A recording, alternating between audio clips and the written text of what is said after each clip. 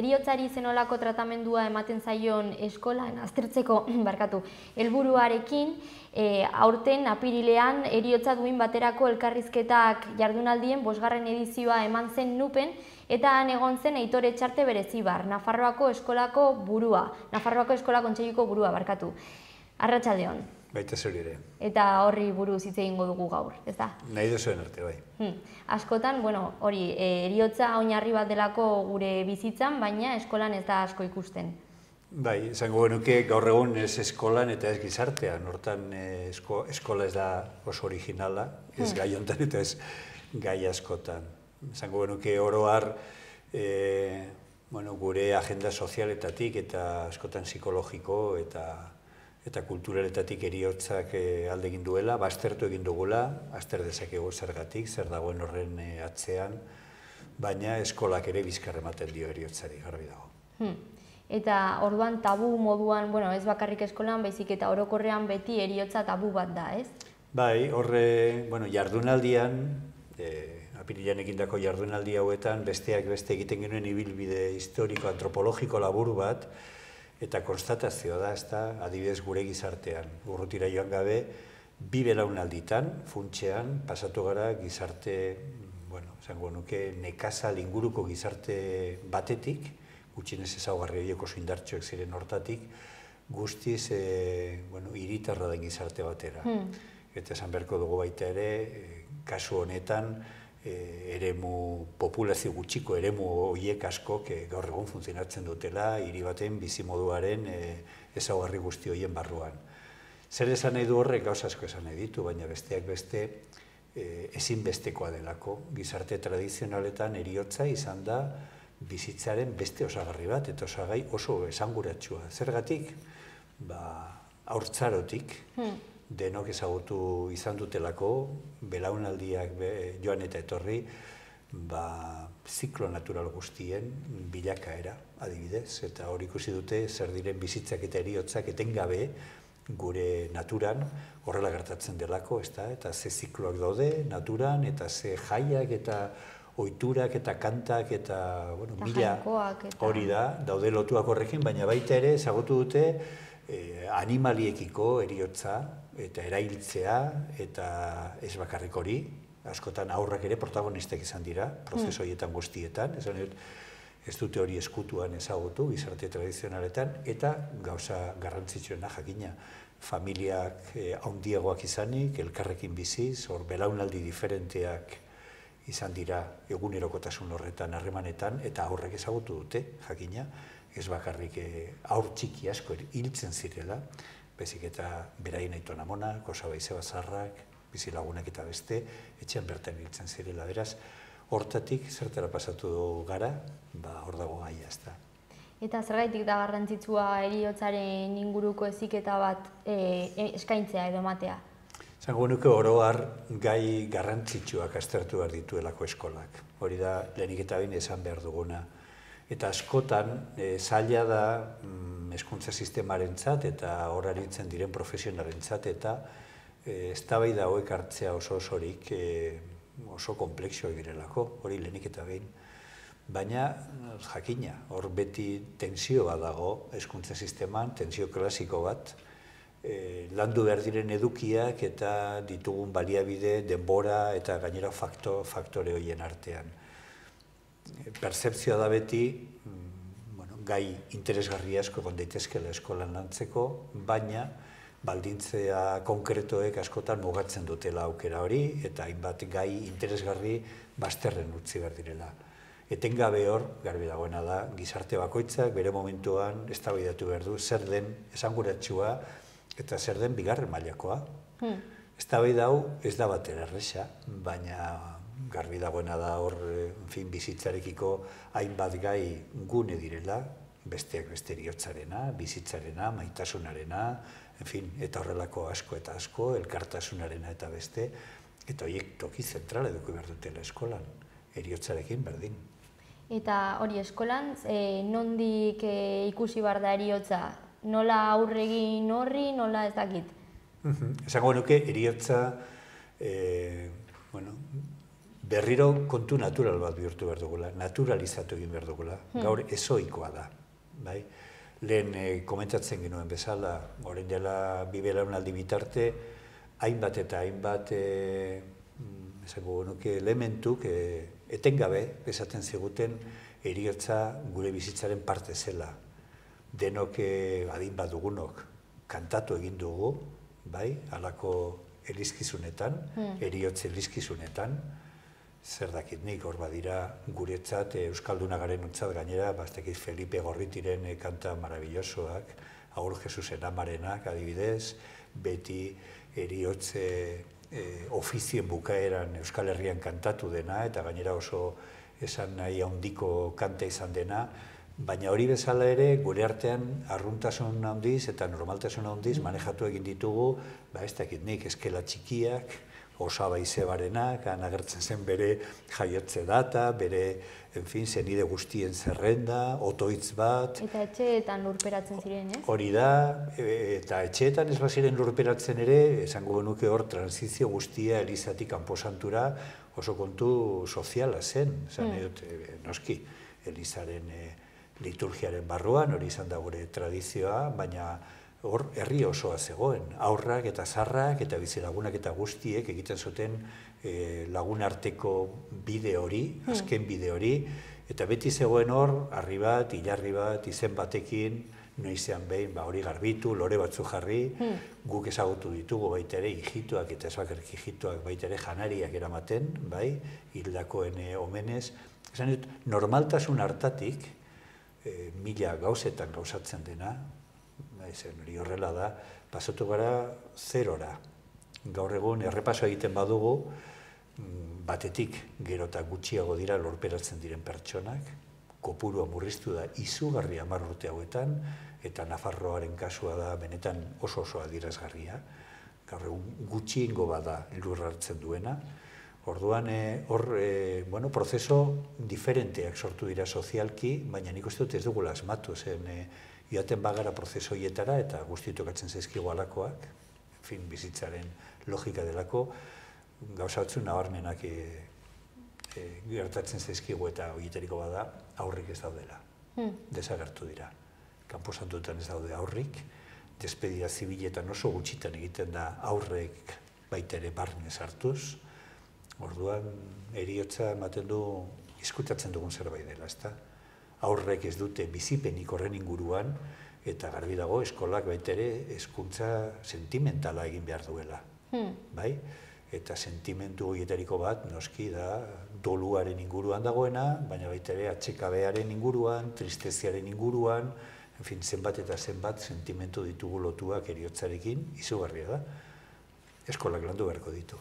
Bai, gainera heriotzak ez du inoiz abisatzen. Bat-batean agertu daiteke edo norri eta bizi dezakezu 3 urtekin edo... Hori da.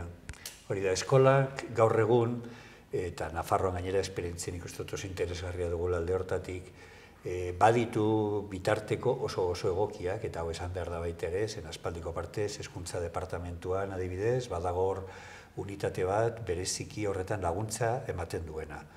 Eta egia esan da, heriotza zenbait oso dramatikoak dira, eskola komunitatean, aurrak hiltzen direlako, hau ezin dugu ahaztu, baina baita ere aurren oso hurbileko pertsonak, zenideak edo lagunak direnak, eta baita ere noski suizidio edo delako hezkuntza sisteman, eta hau ere ezin da ukatu eta ezin da eskutatu ere.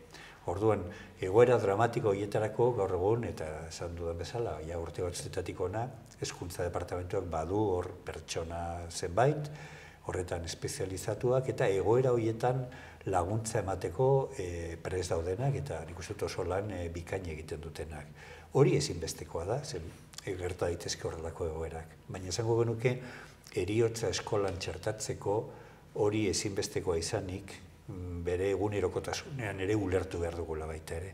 Zen eskoletan ere arraintxoak hiltzen dira, ditugun dortokak ere hiltzen dira, balkoian edo gelan ditugun landareak lehortzen dira eta katu edo haziak ez dira sortzen, eta mila prozeso natural ditugu egunero, aztergai, eta zer esanik ez baitere prozeso historiko eta sozial asko eskolako gaiak direnak. Prozeso historikoak, azkenean gudak eta horrelakoak esan nahi duzu? Bai, adibidez. Esan nahi dute, eskolak baldin badu, esan nahi dut, bi esan nahi nagusi dira beti, esango nuke, naturari dagokiona eta natur aldatu, eraldatua den horren inguruko ezagutza, aztertzea, azterketa eta beste, eta gero noski, guk jendartean sortzen ditugun prozesoak eta kulturak, eta orduan hor, etengabe, hitz egiten ari gara horretaz, ezin duguna da, ez dakit, edozen prozesu historikoaren aurrean, bai entzinakoak edo bai gaur egunekoen inguruan ahaztu heriotzak duen garrantzia. Iruñan bizi baldin bagara, eta, en fin, Iruñara datorren edon horri beti erakutsiko dizkiogu harresiak, eta ziudadela dagoen, esango nuke, eraikuntzarik emblematikoena delako Iruñarakoa. Baina jakin beharko dugu eta esplikatu beharko diogu lagun horiei eta baitere gure ikasleei zer dagoen harresi horien atzean.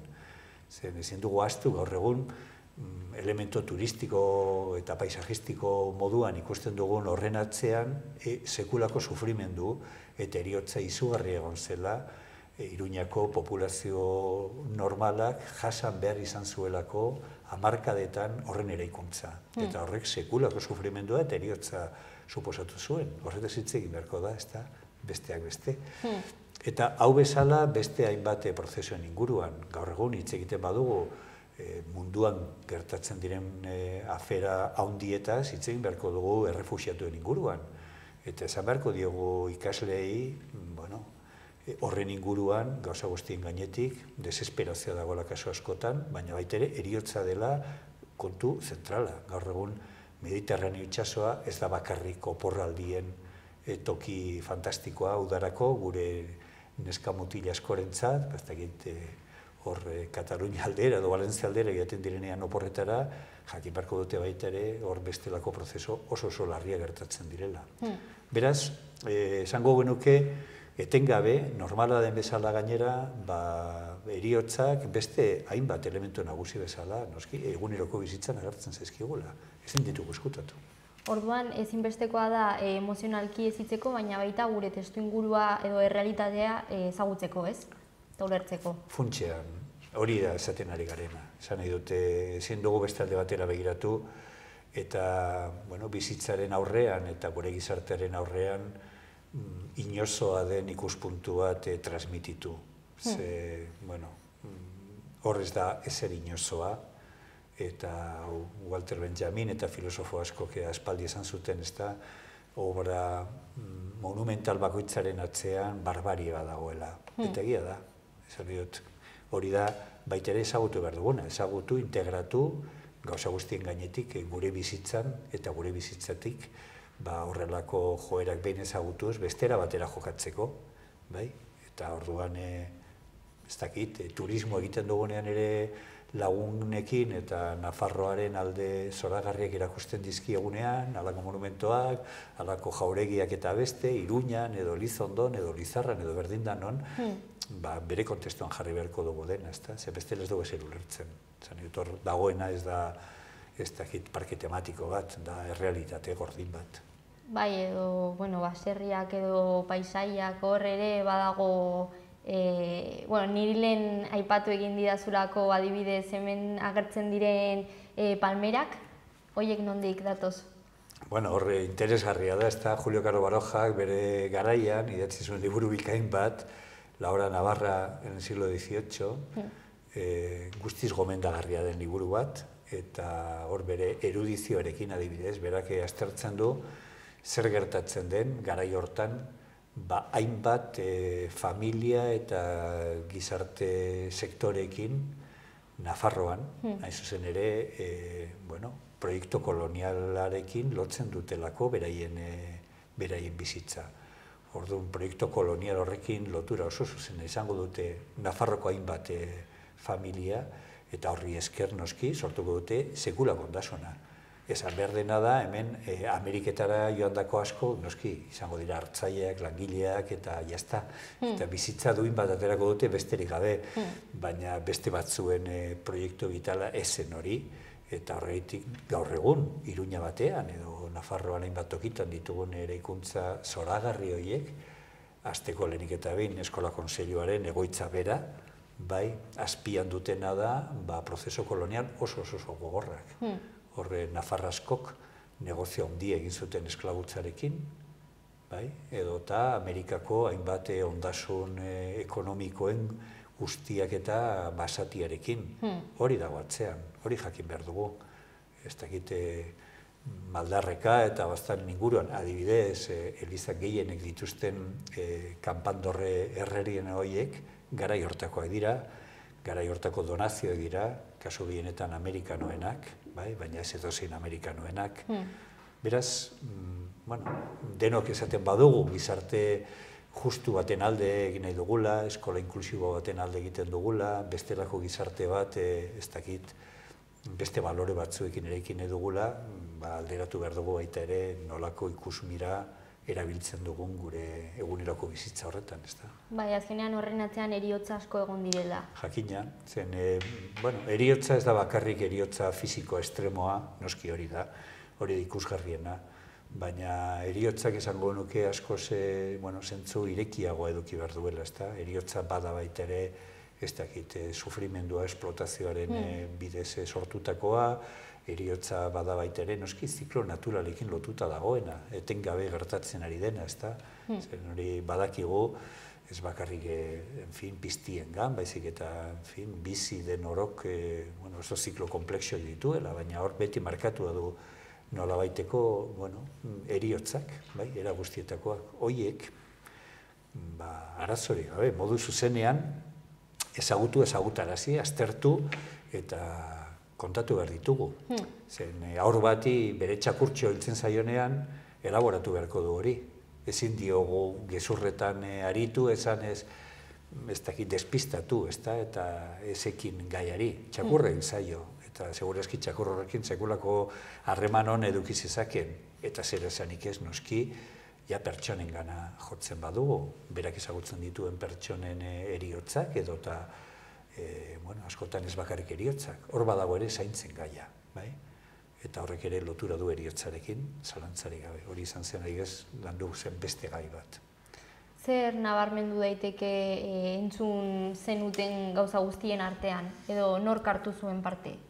Bueno, parte hartu benioen, esango nuke, 3-4 gune ezberdin egon ziren, hasiera batean hezkuntzari zuzenean azterketa egiteko, nondik norakoak pixka bat identifikatzeko, eta gaur egun ziren praktikak eta iniziatibak lantzeko mainguru bat osatu genuen, bereziki hezkuntza munduko pertsonekin.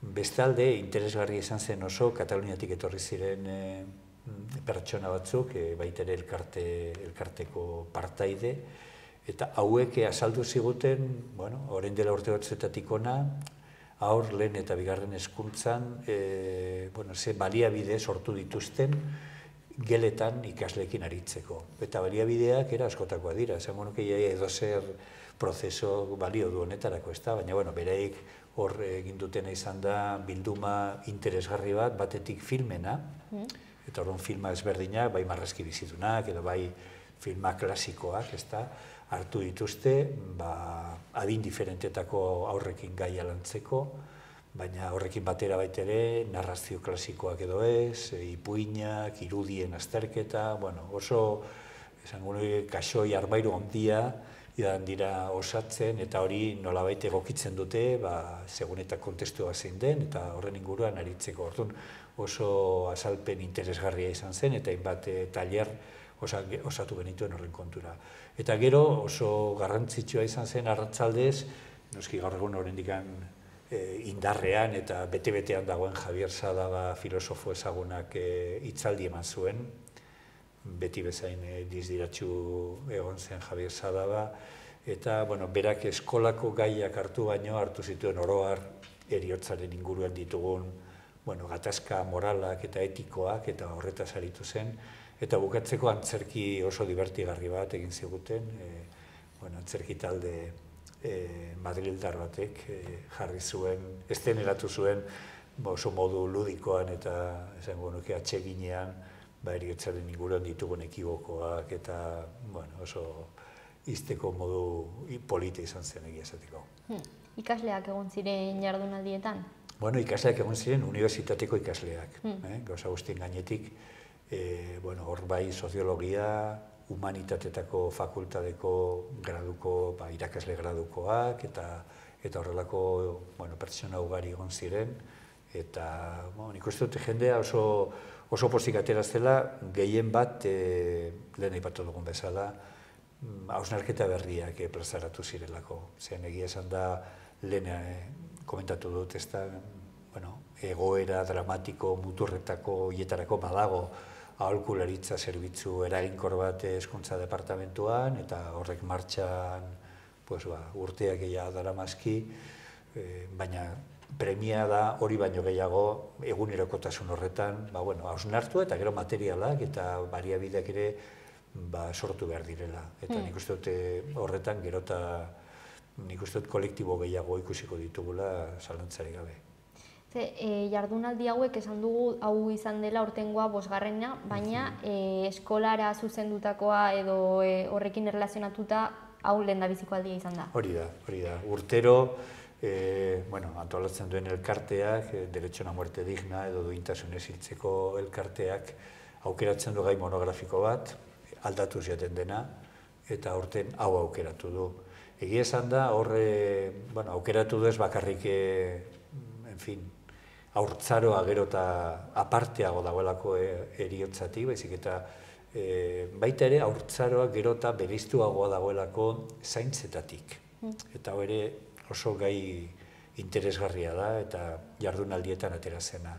Zekaro, ezin duguna da ahaztu gaur egun inoiz baino haur gutxiago ditugula Nafarroan, azken hamarkada luze hauetatik 0,4 urteko kopurua gaur egun da, Nafarroan 85 urte edo gehiago dituztenen ia kopuru bera. 11.000 pertsona gutxi gora bera ditugu 0,4 edo eta 85-etik 100 urteetaraino. Hau ez da inoiz gertatu. Inoiz ez ditugu hain haur gutxi eduki, azken hamarkada hauetan, eta inoiz ez ditugu horren beste zahar muturreko eduki. Baina hau horrela izanik ere, kuriosoa da, gero eta zahar gehiago ditugun gizarte honetan, gero eta ikusgarritasun gutxiago dute. Aztertzen dugunean nolako antolaketa duen familia gaur egun Nafarroan, familia erdietan baino gehiagotan, belaunaldi bakarra dago bizitzen. Kasu askotan, jaia familia erdiak dira pertsona bakarra Nafarroan. Hau ere da guztiz fenomeno berri bat, baina honek zer erakusten digu, aurrak eta zaharrak ez direla elkarrekin bizi. Beraz, aurrek ez dituztela zahartze prozesuak ezagutzen, ez bada urrutitik, beraz, zaintzak zahartzaroarekin batera, noski dauden zaintza horiek ez dituztela ezagutzen, baina ez da ere logikoa den, prozeso degradatzaile horiek, ez da biologikoki, psikologikoki, prozeso kompleksu horiek aurren esperientzietatik guztiz aparte daude. Eta hemen badugu beste kontu bat oso komplexua eta da zeregin zaintzekin, hain zuzen ere, belaunaldien arteko arrakala izugarri horiek nolabait bideratzen hasteko edo gutxitzen hasteko. Zen dugun problemarik handiena da zaharrek ez dituztela horrek ikusten, ez bada ezoiko egoeretan, halako ospakizun berezietan edo ez dakit nik zaharretxera egiten diren bizitaldietan edo oso kauza ezoikoa da, eta gauza bera beste muturrean aurrek ez dituzte zaharren elkarbizitza hori apenas ezagutzen, ez bada muturreko egoeretan. Orduan, ikusten dugunez hemen heriotza hitz egiten hasi eta ari asko ateratzen dira. Eta gainera, heriotza bera ere oso gaitzabala da, hor ikusi ditugu erailketak, heriotz naturalak, eta gero edozein adinetako heriotzak, bakoitzarena, ingurukoena. Hori da. Eta egia esan da hor, sarri askotan oso gertuko pertsonak ere egoera hortara iristen direnean, eriotza egoerara iristen direnean, askotan ikastetxeek ez dakite zer egin, batzuetan noski oso egoera dramatiko hietan, askotan irakasleak gu geuk ere blokeo egoera batean gelditzen gara, askotan ez da, xok egoera batean. Eta hor beti, hori elaboratzen jakitea ez da kontu erresa, baina garbi dagoena da agurrak eta horren inguruko doluaren kudeaketa guztion artean egin behar dela, esan ezin ditugu aurrak bazterrean utzi, eta dolua bakarrik mugatu helduen esparru hortara, ez da? Zer, noski, helduok elaboratu beharko dugu dolua, zalantzarik ez, baina baita ere aurrek egin beharko dute. Eta gero ere aipatu duzu suizidioak. Hori ere batzuetan, nerabezaroan ere adibidez, tamalez ematen den zerbait delako. Bai. Eta, zerbait baldin bada tabu heriotzaren gaian, zalantzarik gabe da suizidioarena.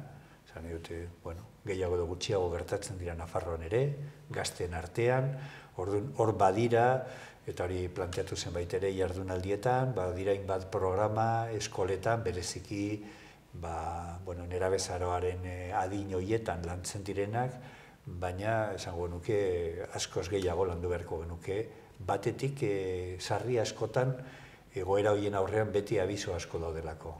Baina abiso horiek ulertzen eta ikusten jakin behar dugu, eta askotan ez ditugu ikusten.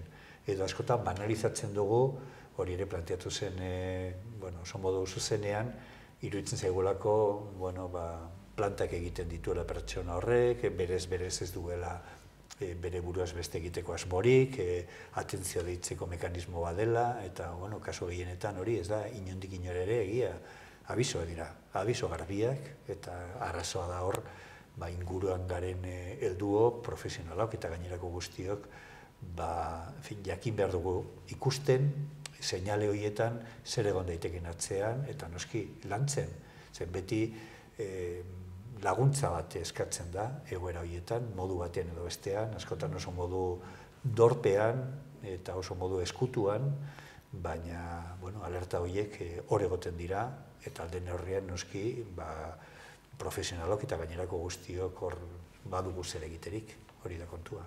Eta kasu honetan, beti eman den zerbait alda edo tendentzia bat aldago ez dakit sare sozialekin edo testuingurua ere ezberdina delako? Hasteko gutxi dakigu, ze hainbat, ez dakit eskolako hainbat gauzen inguruan, nik uste dut gero eta kriterio bat sortzeko eta bideratzeko gero eta informazio hobeagoa dugu.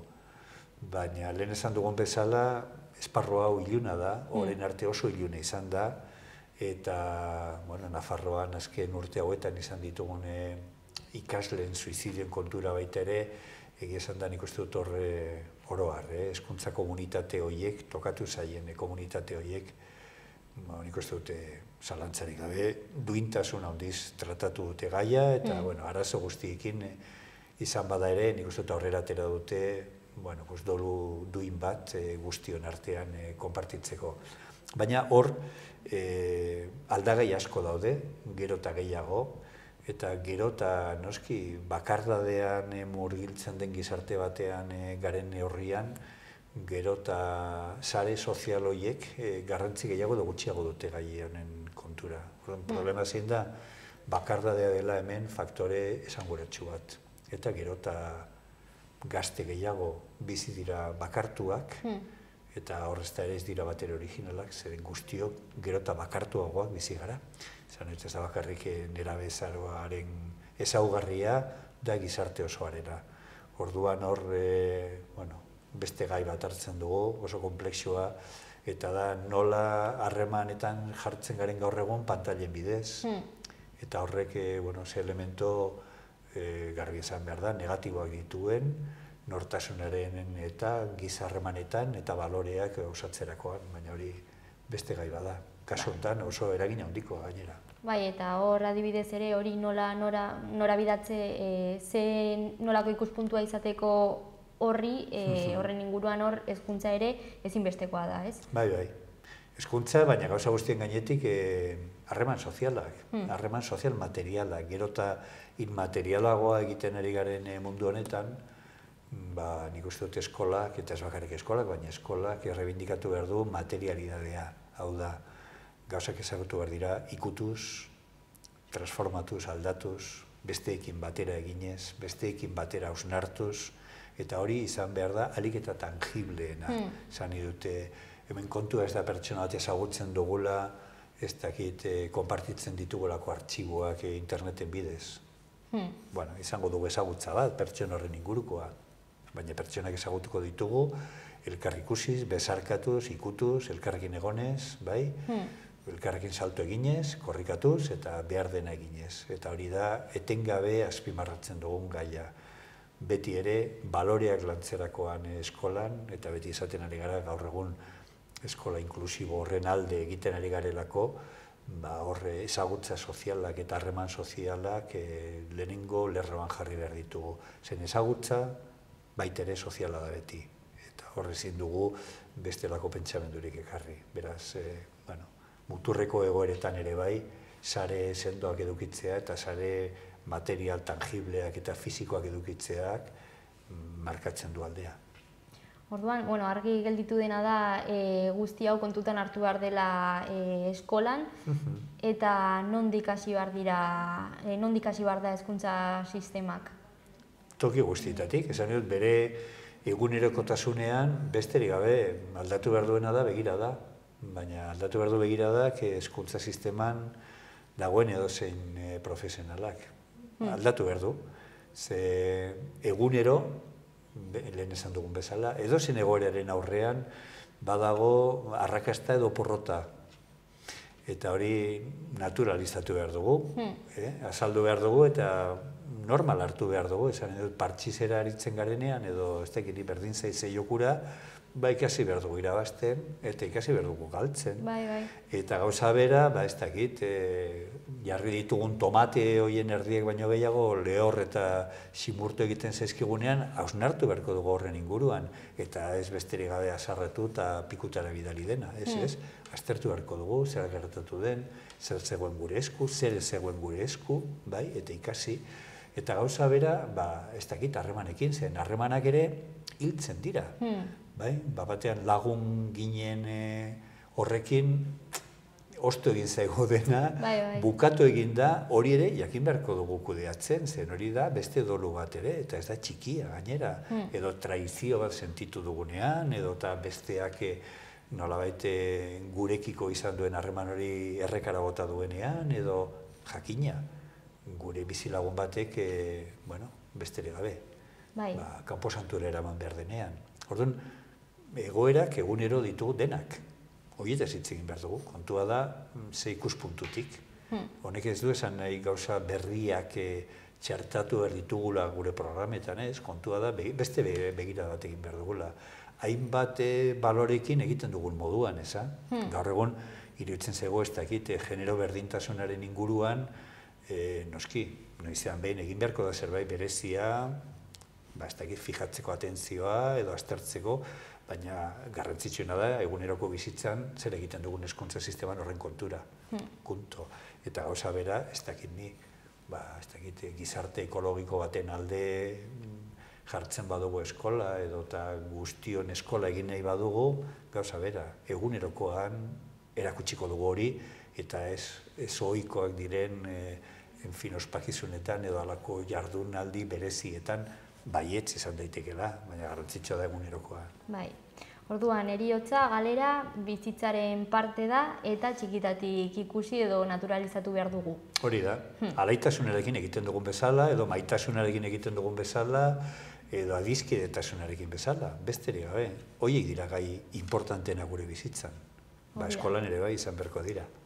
Mila esker Aitor etortzeagatik, hain kontu interesgarriarekin, eta hurrengora arte. Oso ongi, mila esker zuei.